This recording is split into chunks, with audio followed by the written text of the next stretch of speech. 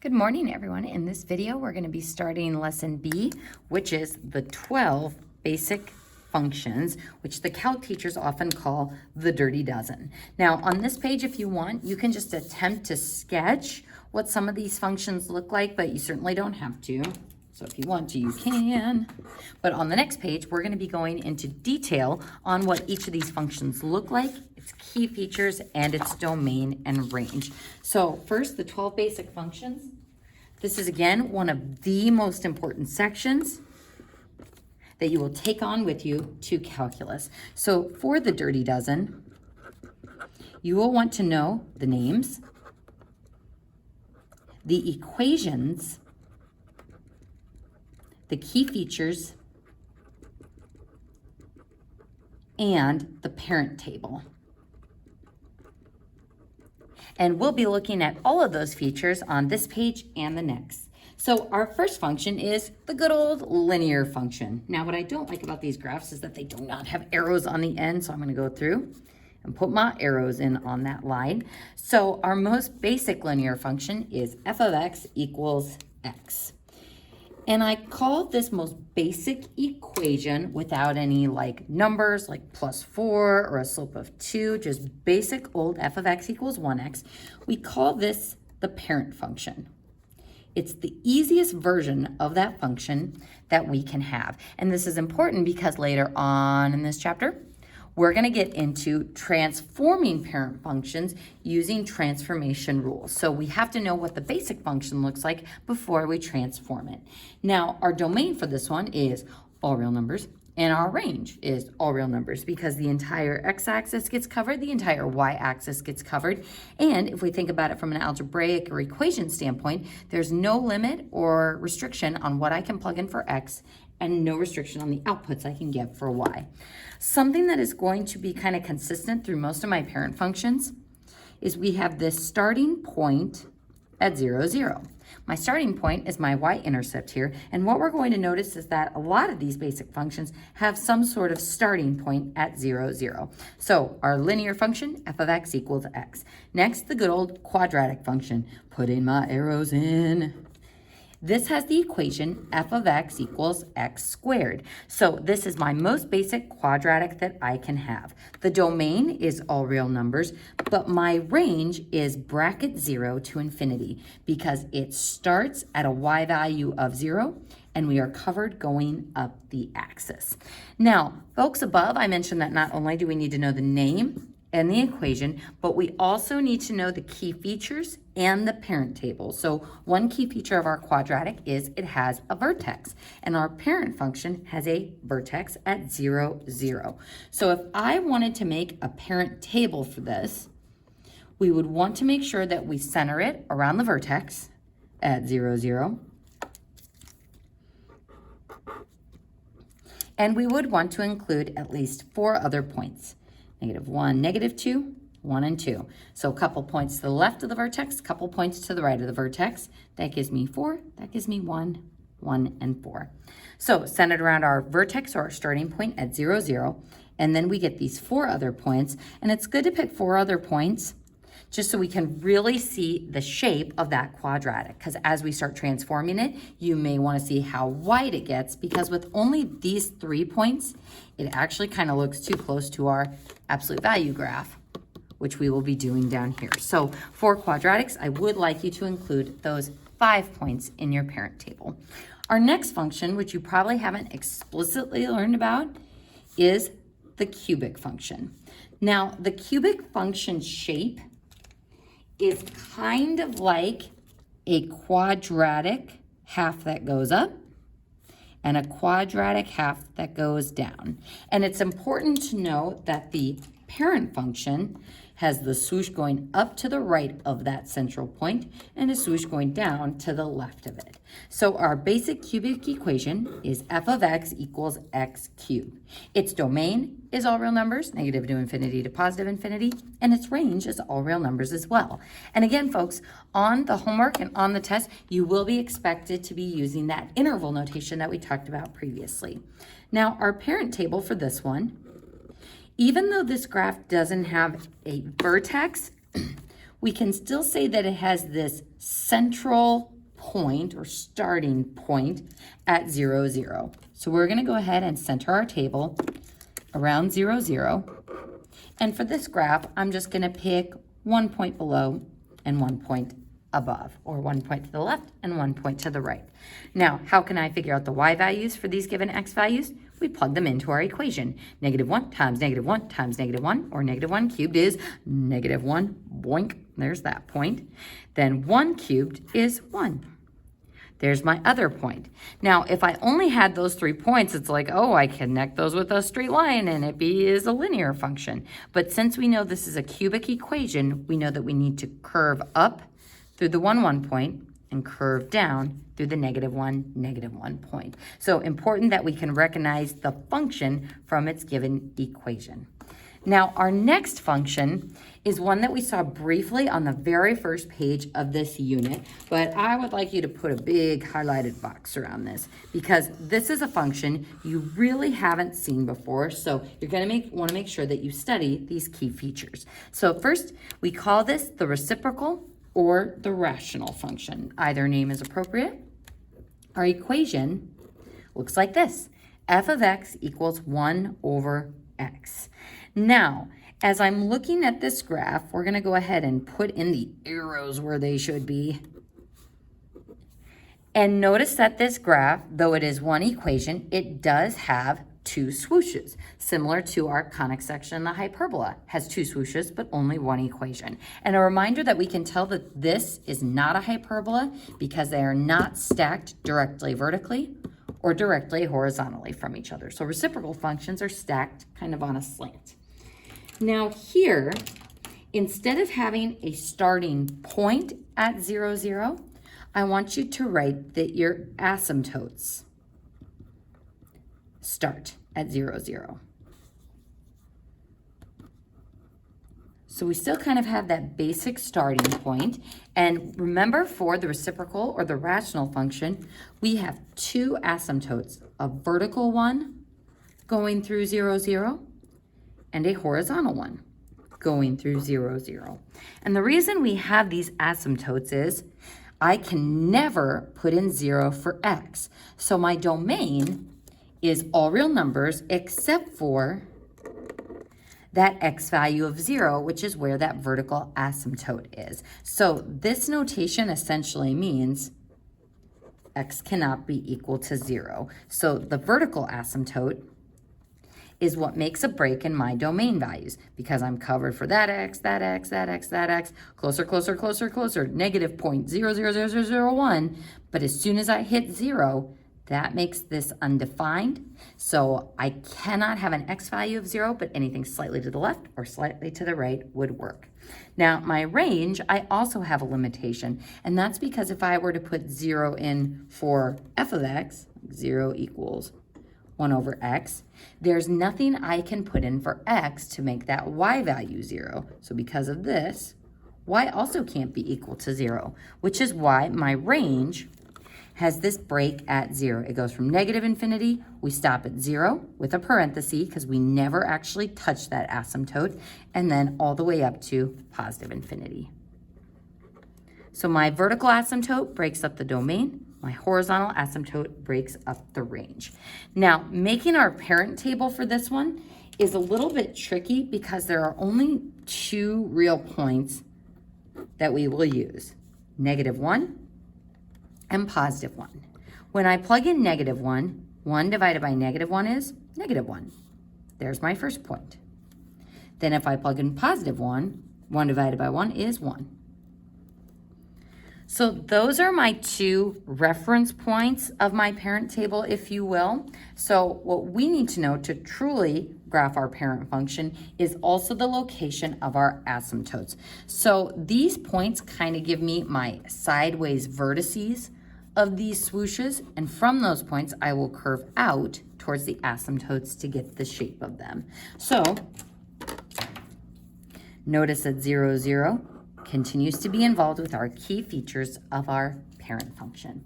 Our next function is one that you have seen before, the square root function. Probably not as much in Algebra 2, we're going to spend lots of time with square root functions here. So putting that arrow on the end.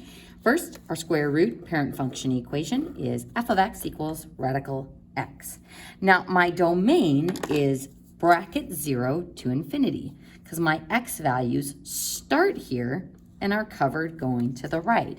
So unlike here where I have an asymptote where I can never actually plug in an x value of 0, can I take the square root of 0 here? Yeah, the square root of 0 is just 0. So we normally don't think about 0 when we're talking about perfect squares, but it actually is 1 and I can evaluate it. But anything slightly negative or slightly to the left of 0, would give me something imaginary. So 0 and to the right would be our domain values. My range is the same. My y values start at 0 and are covered going up my y-axis, so 0 to infinity. Remember, domain we read from left to right, range we read from the bottom up.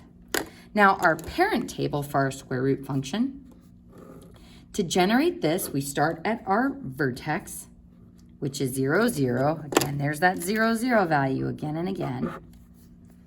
But instead of going -1 and -2, like we did for our parabola, we are going to pick positive values that are also perfect squares. So what would be my next input that would be easy to take the square root of? 1. And the square root of 1 is 1. Square root of 2, ooh, not so much. Square root of 3, ooh, not that either. Square root of 4, that's looking good. And sometimes students will just rush and put 4 here, but when I put 4 in as an input, the square root of 4 is 2. And those give me these nice, easy points to graph. And notice the shape of my square root. It is really just a sideways parabola. 0, 0, 1, 1, 2, 4. That would be exactly what half of a parabola would look like. So that is our square root function. So folks, just a reminder that on the first page of this chapter, I said that like if you were here in person, if we were doing a written test that wasn't on my math lab, you would be expected to do all of these problems without a calculator. So don't just be like, well, I'll type this in on my calculator and hit second graph to look at the table. These are things that you will need to know cold for calculus. So I really do encourage you, try doing these problems without your calculator. The practice set, the My Math Lab, unless it explicitly tells you to use one. All right, our next function, this one should be familiar, the good old absolute value function, or our V-shaped graph. Our equation looks like this. F of x equals the absolute value of x. Our domain is all real numbers, -infinity to +infinity, because we can throw anything into that number washing machine. But the range starts at 0 with a bracket, boink, and is covered going up the axis. So we can't get any dirty clothes or any negative numbers out of that washing machine. Now our parent table for this one, we're gonna center it around our vertex, 0, 0, and then just pick 1 point above and 1 point below, or 1 point to the left and 1 point to the right. So plugging in -1, we wash, wash, wash it, it comes out as a clean +1. Plug in 1, wash, wash, wash. It stays a +1. And that is what our parent table would look like for an absolute value graph. All right, folks, the next two graphs, these ones are fairly new as well.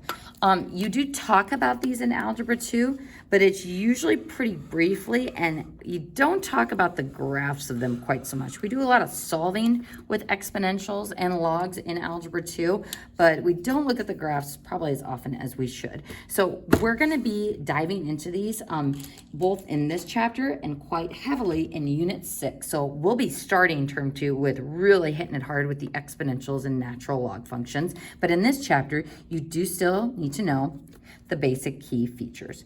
So first, an exponential graph looks like f of x equals e to the x. That is our constant e, which is the inverse of natural log. But what's interesting about exponentials is that there's actually many different ways that you can write the parent function. My parent function could be f of x equals 2 to the x, or f of x equals 5 to the x. So in a general sense, we could just say f of x equals some base or some number raised to the x power. So when my variable is in the exponent, it is an exponential graph. So when we're talking about parent functions, usually we're referring to base e, but any of these variations would work for the parent function. Now, with the exponential graph, I'm going to go ahead and make that arrow here and the arrow here. What we need to know about exponentials is they have a horizontal asymptote. So this is one of those key features that you would want to have memorized. And that asymptote starts at 0, 0.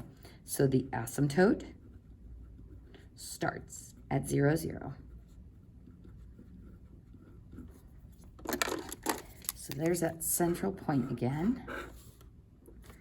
So we have a horizontal asymptote at 0. So I'm going to keep going to the left, getting closer and closer to it. I'm going to keep going to the right, and thus my domain is all real numbers. But as I read my graph from the bottom up, the first y value that I don't get is 0. So what I mean by that is my asymptote starts at 0, but we don't actually get that value. We don't actually touch it. It's kind of like having an open dot there. That's why we have 0 with a parenthesis, and then we are covered going all the way up. So remember, we use a parenthesis if the value is excluded and a bracket if the value is included. So anytime you have an asymptote, you'll be using a parenthesis. Anytime you have like a vertex starting point, that's when you will be using a bracket. So something to keep in mind here, folks. Excuse me. The natural log function, this is a tricky one. Natural log. The parent function is f of x equals ln of x. But just like we have variations of our exponential parent function, we also have variations of our natural log function. Natural log means the same thing as log base e of x. So just like we can vary the bases for exponential functions, we can vary the bases for our natural log function as well. So we could also have f of x equals log base 2 of x. Now, when we are dealing with a different base log, instead of being the natural log function, this would be a logarithmic function. So natural log means ln of x. Logarithmic means a log with any other base. Now, with this graph, it's tough to tell what's going on here, so I want you to go ahead and darken that arrow, and I want you to like hug this out a little bit closer over here and draw an arrow going down. So this logarithmic graph has a vertical asymptote starting at 0 as well. So asymptote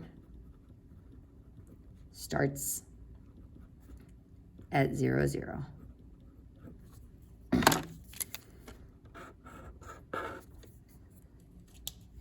And what I want you to do is notice that without us really like darkening that line and making it obvious that it's approaching that asymptote, this graph has a tendency to look like the square root function. Now the square root function has a definite end, a definite vertex, but this one just keeps curving down towards an asymptote.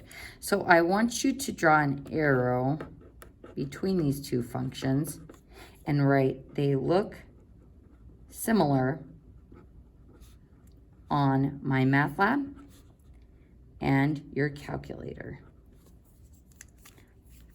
And what you can do to tell which one it is you can look at the table, you can zoom in, you can compare coordinates, because what we're going to see is that the parent tables do look different for these ones. And actually, folks, you don't have to memorize the parent table for these two until we go on to Unit 6. So what you need to know about these graphs is that exponentials have a horizontal asymptote, and natural log or logarithmic functions have a vertical asymptote, both of them starting at 0, 0.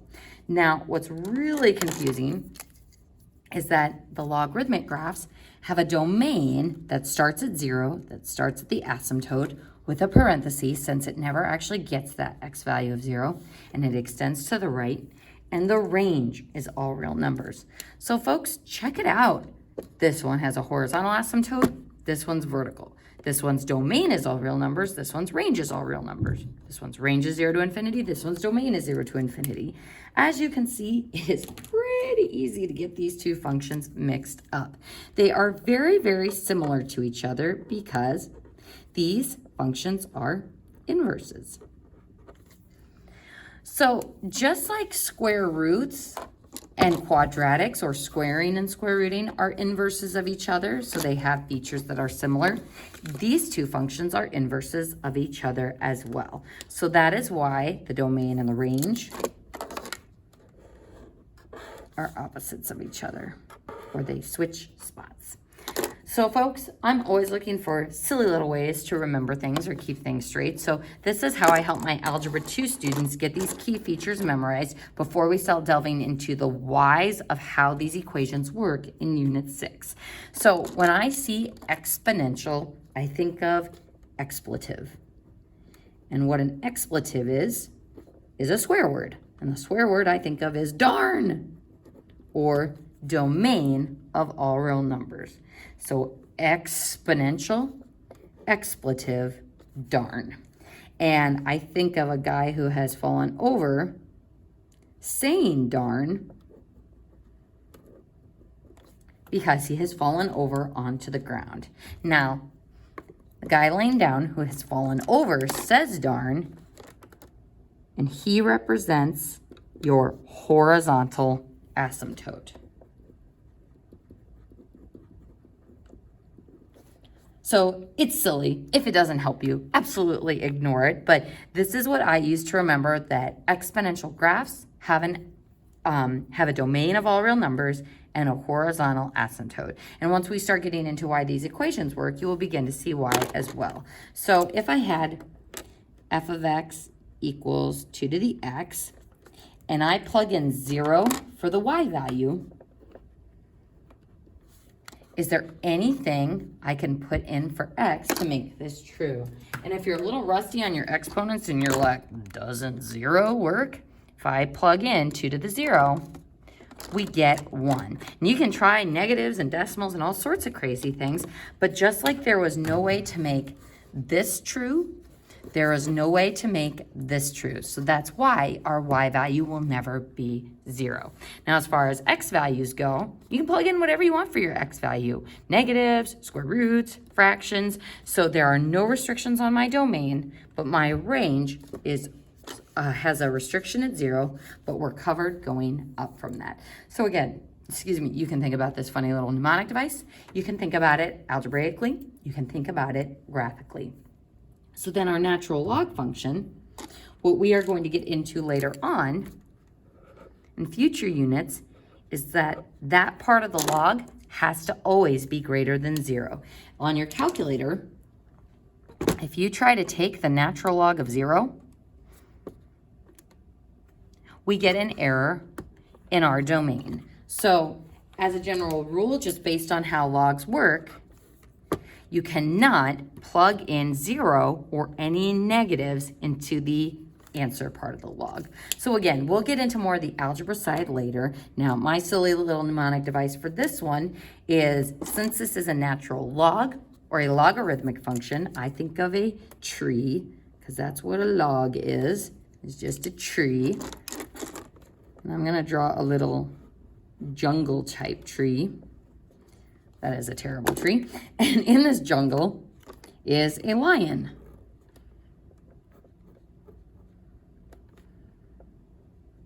And that lion says, "Rarn." I know, it's just terrible. So that lion says, "Rarn." So our range is all real numbers for a log function. And that tree represents our vertical asymptote. So it's silly, but if it helps you, it's just a fun little way for you to remember those key features.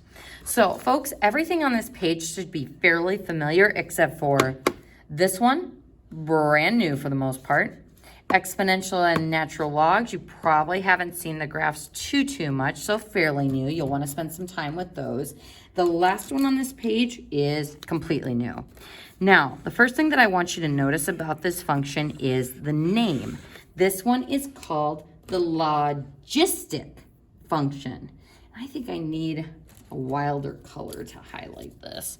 So this one is called the natural log function or the logarithmic. This one is called logistic.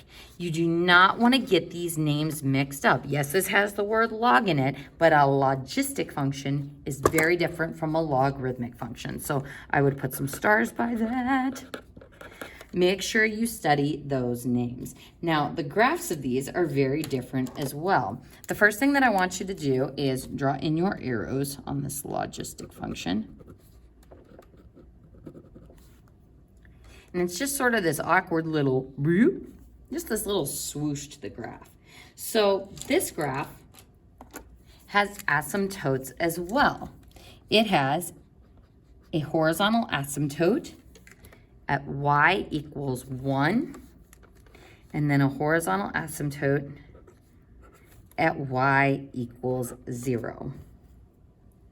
The domain is all real numbers. I can plug anything I want in for this disgusting equation and for x, but the range is 0 to 1, where both 0 and 1 are not included because those y values are between the asymptotes. This is another graph. We'll get into like the full-on equation in Unit 6, but we do need to know the key features and we do need to recognize what the graph looks like and its domain and range. If we were taking the written version of this test, you would need to have this formula memorized. So you will need to have it memorized later for Unit 6. So I would take some time and maybe some flashcards and just try to memorize all of your parent function formulas. So it's pretty gross looking. 1 over 1 plus e to the negative x. So it does have an exponential component, but the exponent is in the denominator, which is what creates some of these restrictions with our asymptotes. So that is what a logistic function looks like, and that is what a logistic graph looks like. Folks, these are 9 of the 12 basic functions on the next page. We're going to get into the final 3. So trig time. The sine and cosine functions. Now, what you should remember about the sine and cosine functions is that these are wavy functions that oscillate between values. This one, the equation is f of x equals sine x or sine theta. And this one, f of x equals cosine x or cosine theta. So actually, I'm just going to go ahead and write that. F of x equals sine theta. Because that's going to make interpreting it a little bit easier here in a moment. Cosine theta. Notice that the domains are the same for both of these. We can plug anything we want in for x or in for theta, but the range oscillates between -1 and +1. Now notice -1 and +1 have brackets, not parentheses like we have had on the other examples. So unlike, oh boy,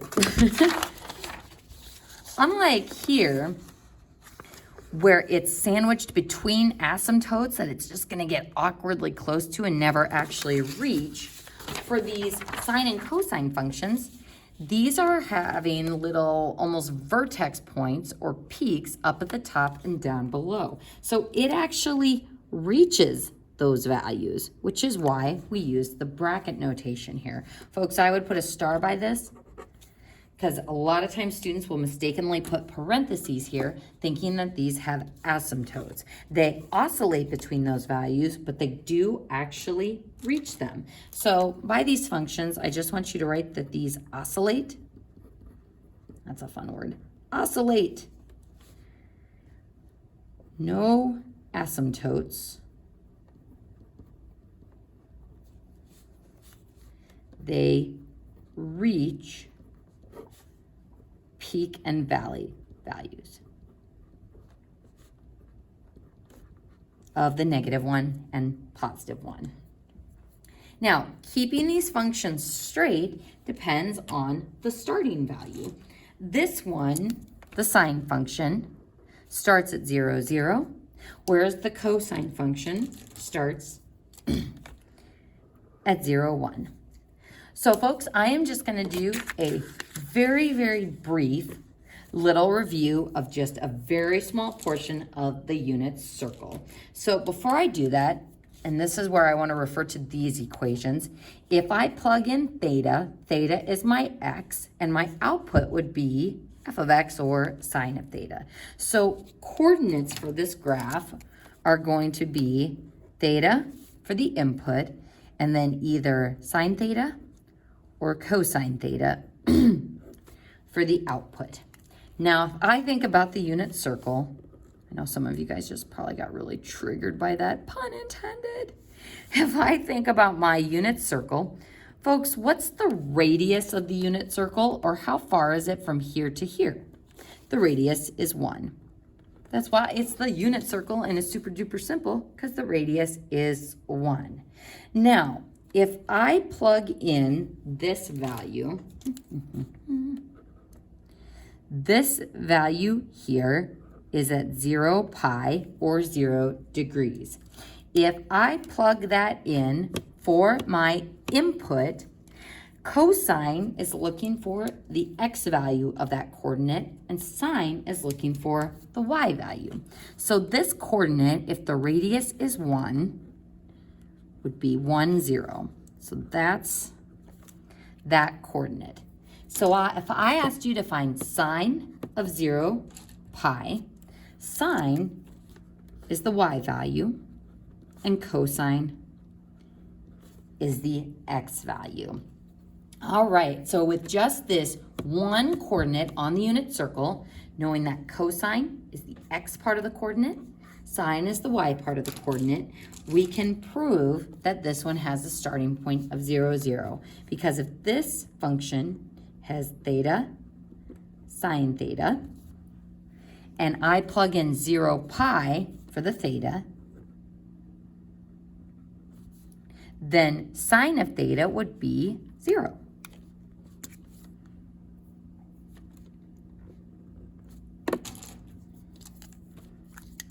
So I'm going to go ahead and just do this. There's that coordinate because this angle has a sine value of 0 on the unit circle. So there's our 0 pi, 0 sine of theta coordinate. Now for cosine then, that coordinate will be 0 cosine theta. This one, when I plug in 0 pi for theta,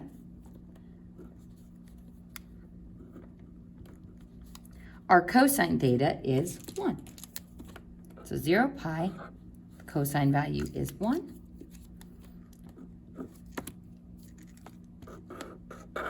And that's why my cosine function starts at 0, 1. All right, folks, so if trig is kind of far away in your brain right now, and this was kind of horrifying for you, all you really need to know in this first chapter, and what you definitely will need to know for calculus, is that these functions both oscillate. Sine starts at 0, 0, and cosine starts at 0, 1. And they oscillate between y values of +1 and -1.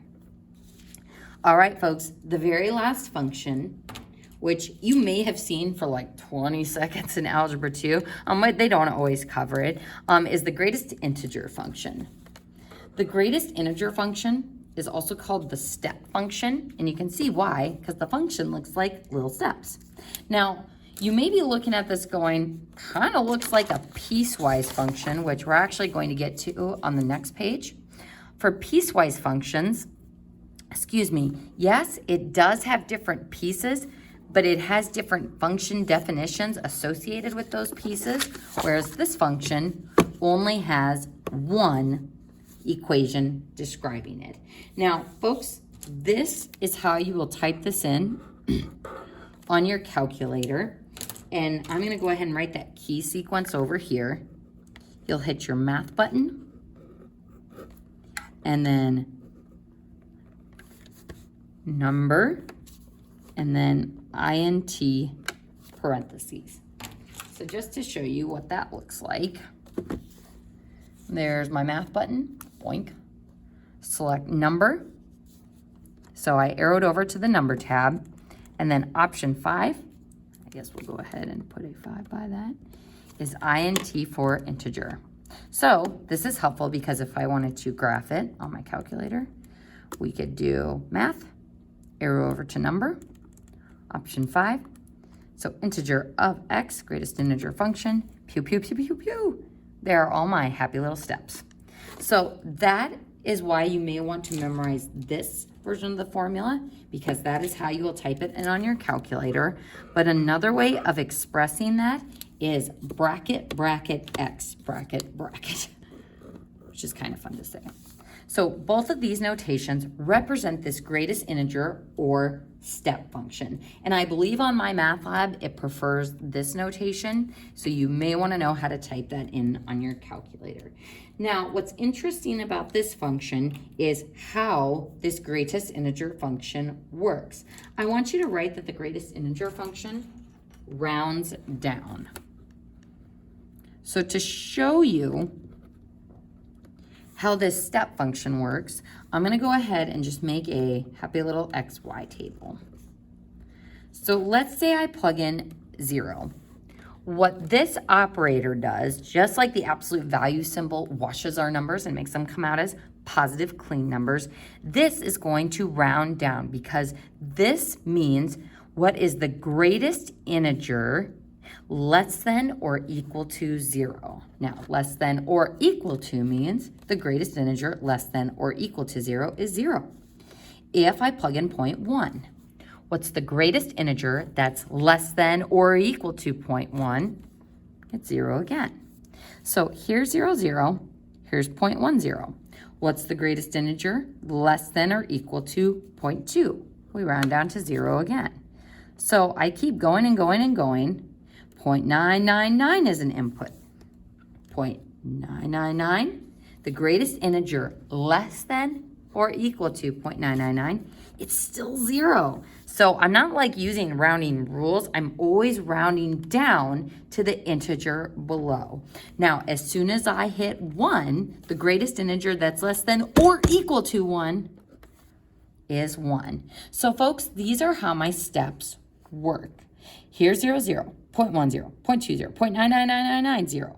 But as soon as I plug in 1, we stop getting a y value of 0, and we pop up to this next closed dot. So at 1, we now have 1. 1.1 rounds down to 1, 1.2 rounds down to 1. As soon as I hit 2, we stop getting a y value of 1, and we start being 2. And I'm going to go ahead and put that little open dot at the end of that step. Now, folks, you don't have to memorize this table. I just wanted you to understand how the greatest integer function works. So what this means in terms of our domain and our range is we can plug in whatever we want for our x values, but just like our absolute value only yields positive clean numbers, our greatest integer or step function only yields integers. This is a tough one. So if I look at my y-axis, I get something at -2. I get something at -1, at 0. But I have these holes in between my integers. I'm not getting a y value of 1.1 or 1.2 or 1.5. Those values are not mapping anywhere on my function. So that is why my range is only the integers. Whew! All right, folks. So those are the 12 basic functions, aka the dirty dozen. So what I would like you to do is before you move on to the next video, I want you to attempt to answer the questions in these boxes. First, what type of function am I? I want you to state the name of each function and the equation associated with it. Down at the bottom, it asks for which functions have a domain of all real numbers. You can go ahead and just write the names for those ones, and which ones have a range of all real numbers. you can go ahead and write the names for those ones. So folks, before you do this section, maybe go ahead and go through the Dirty Dozen one more time, looking at the key features, studying the domain and the range, studying the equations, and then see if you can fill out these boxes. See you in the next video.